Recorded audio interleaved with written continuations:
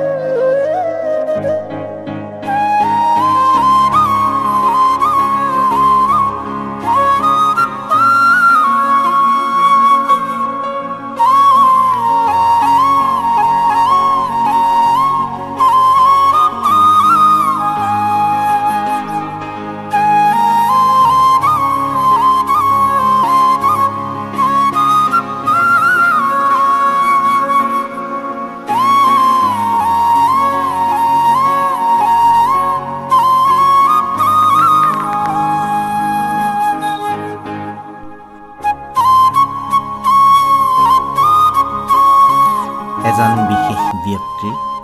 যি ব্যক্তিয়ে আমাক কিছু এই শিল্পকলা কেনেদৰে আগুৱাই নিছোঁ বা নিয়াৰ ওপৰত দুআষাৰ মন্তব্য আমাক দিব গৈছিল আৰু তাৰে দুটিমান আমি মন্তব্য তেখেতৰ ওচৰত দাঙি ধৰিলোঁ তাৰ যি ভিডিঅ' আজি আছে আমি পৰৱৰ্তী সময়ত আপোনালোকৰ মাজলৈ আনিম বৰ্তমান সময়তে আমি আমাৰ বৰ্তমান এই ভিডিঅ' আজি আমি ইয়াতে সমাপ্ত কৰি আপোনালোকৰ মাজত আৰু কিছু দৃশ্যাংশ আমি দেখাব বিচাৰিছোঁ কেনে লাগিছে জনাব